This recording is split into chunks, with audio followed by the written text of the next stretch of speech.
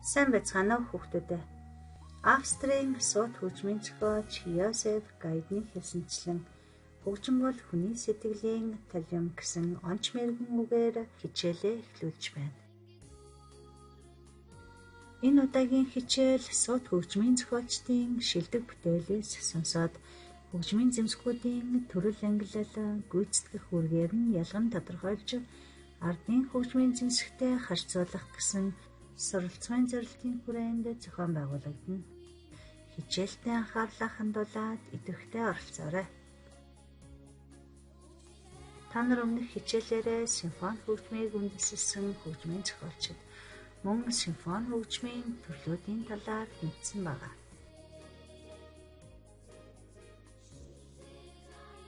Манай хүүхдүүдийн хийх эхний алхам дүрс бичлэгийг үзээд тус бүлэгт ямар хөгжмийн зэмсгүүд оролцсон тоглож байгааг нэрлэж тэдгээрийн өнгө аясыг тодорхойлох алхам байгаа. Дүрс бичлэгтээ анхаарлаа хандуулаарай.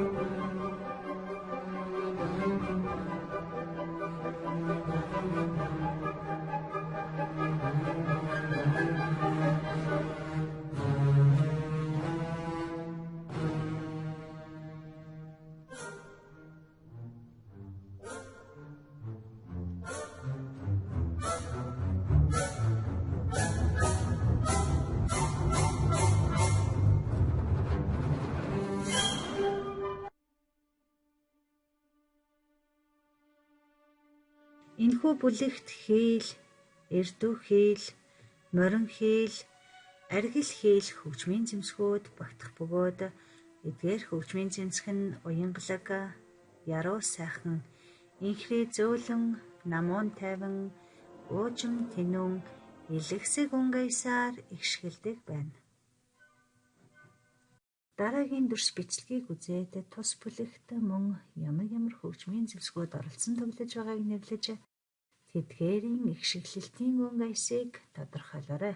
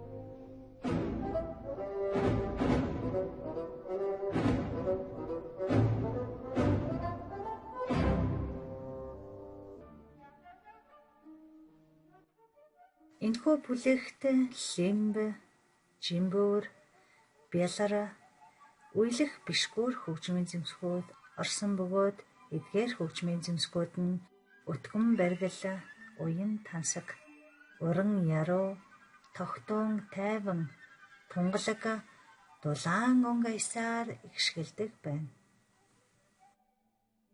3 дугаар дүрс бичлэгийг үзээд дээрхийн адил ямар хөгжмийн зэмсгүүд оролцсон тоглож байгааг нэрлэж тэдгээрийн игшгэлтийн онгаясыг мөн тодорхойлоорой.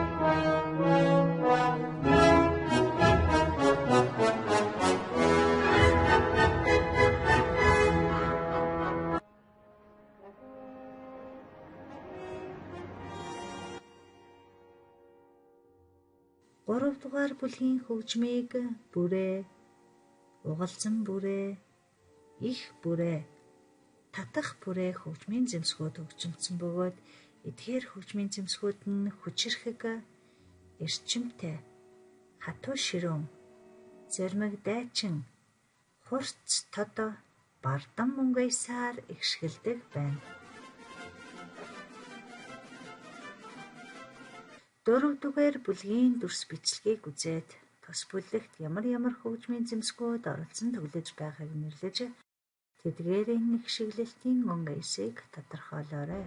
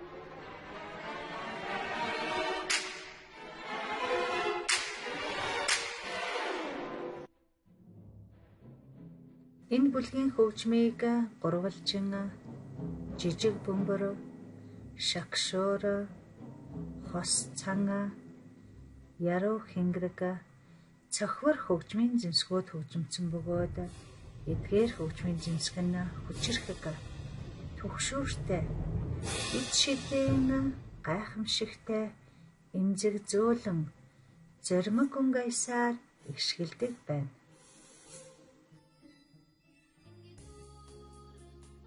Манай хүүхдүүд дүрс бичлэгийг үзэж сонсож тодорхойлсон хөгжмийн зэмсгүүдээ найрал хөгжмийн бүрэлдэхүүн болгож нэгтгэхээрэй.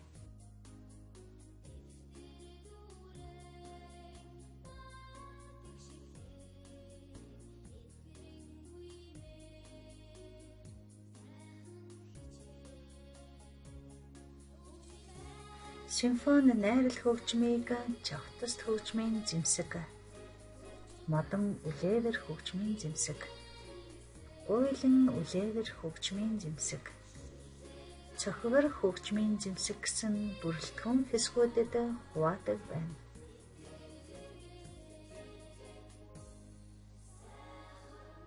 Та бүхнийхийг дараагийн алхам сонгодог хөгжмийн зэмсгийн өнгө аяс тоглох арга барил бүтцийг ардын хөгжмийн зэмсэгтэй харьцуулан бичих алхам байгаа. Дүрс бичлэгээ анхааралтай үзээрэй.